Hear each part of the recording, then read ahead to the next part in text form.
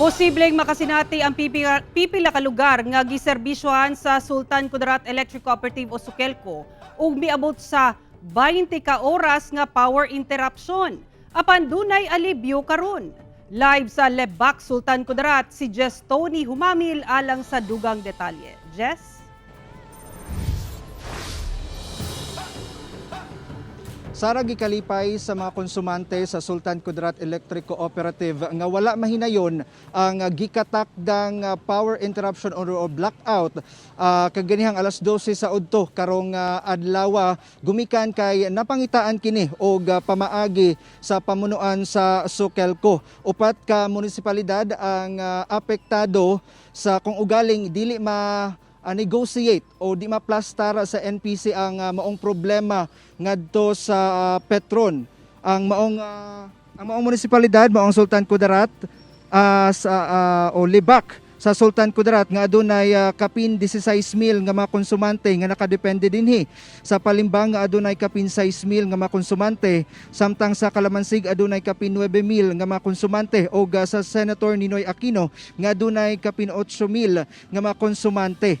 Gumikan kay nagtinabangay ang pamunuan sa Sukelco og napangitaad kini nila og paagi nga makahatag og dugang supply sa krudo o fuel nga hangtod alas 8 karong gabi ilang. Hinoon adunay i-delivery nga krudo karon dinia aron magpadayon ang supply sa kuryente. Busa nag-angkat pa sila og krudo gikan mismo sa General Santos City aron lang dili mawad-an og supply sa kuryente ang mga residente dinhia.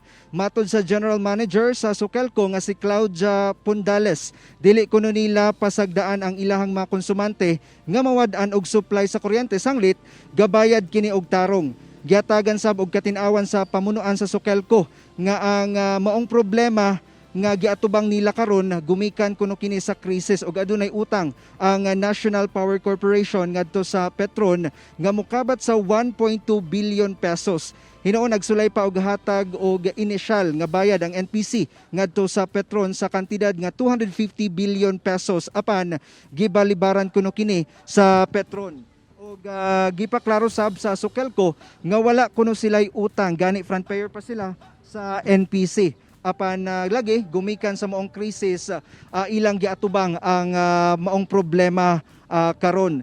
Sara saysay pa sa mga residente dinhi ang 5 kaadlaw na kuno sila nakasinati og power interruption matag alas 8 sa gabi og magbalik ang kuryente alas 8 sa buntag. Hinoon nagsaad ang Sukelco nga ilang sulbaron ang maong problema. Umoto nga nangay na sila og tabang karon sa nasyonal nga panggobyerno ingon man sa local government unit sa probinsya nga matubag o masolusyonan ang maong problema. Gani sulod sa 15 kaadlaw aduna sila gigahin nga pondo nga mokabat sa 20 million pesos aron lang nga makasupply og dugang krudo sa pipila ka mga franchise nga mga areas sa Sukelco dinhi sa Sultan Kudarat. Sara.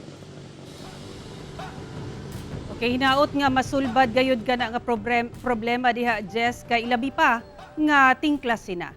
Dagang salamat, Jess Tony Humamil.